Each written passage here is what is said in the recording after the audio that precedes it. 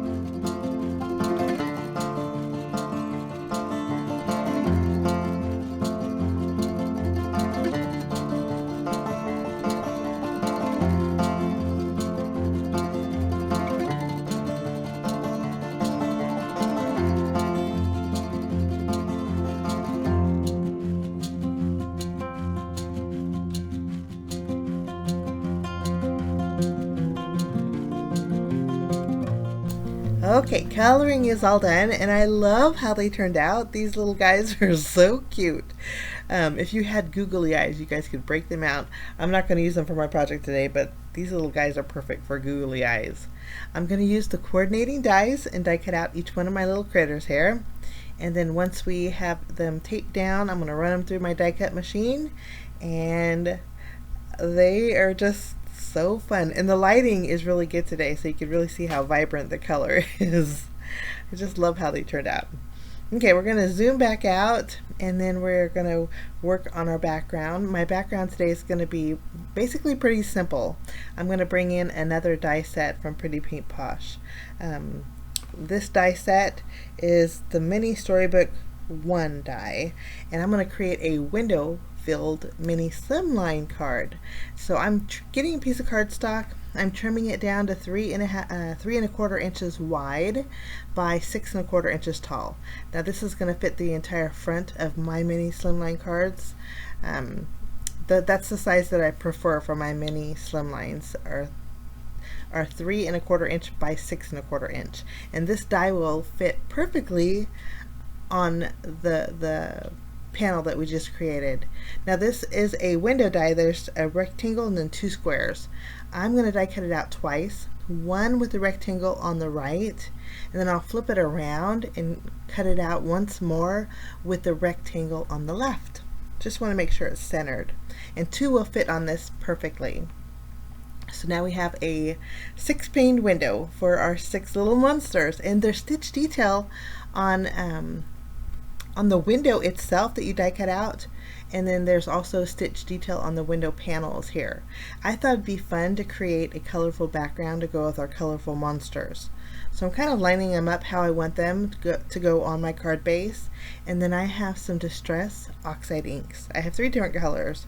Orange is Spice Marmalade, I have Salty Ocean is the blue, and then I have Twisted Citron for the green. Nice bright colors. And I'm just using my blending brush, and I'm just going over one section of each of these panels. I do want some of that white to show through. I'm using the color almost like a highlight or a light to go behind my monsters. I'm going to add my last blue on my last blue little square here. And these little squares have stitch detail, so when you add oxide inks to them or distress inks to them, those stitches just pop. And I just think they look so fun. I love the color combination too.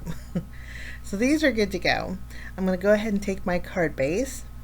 I created it just with white cardstock, and I scored at the 3¼ inch mark.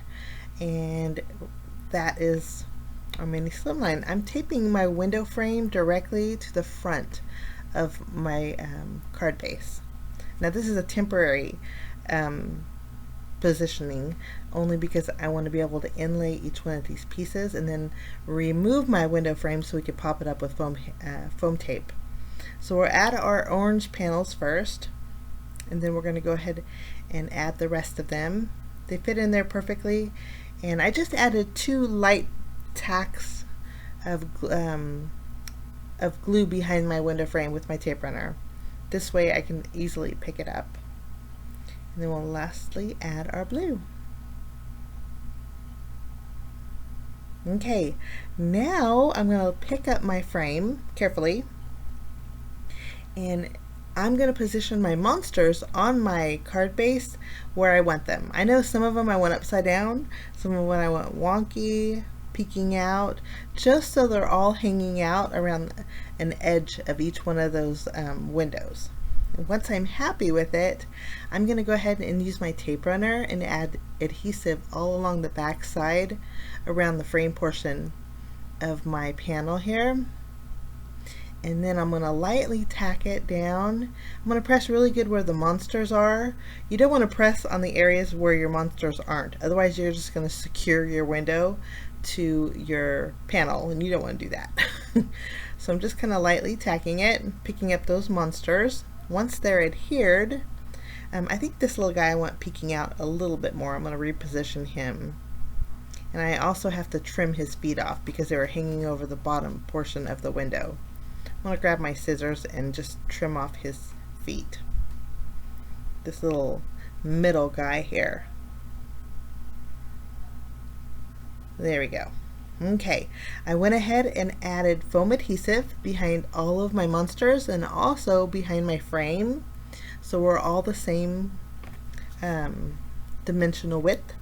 I'm going to remove the release paper, first off the foam squares, and then I will take it off of our foam tape along the sides.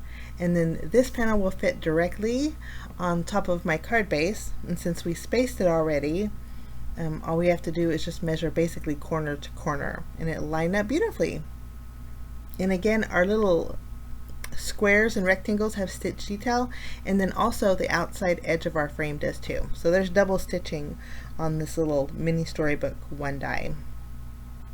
And I think this is so playful and fun.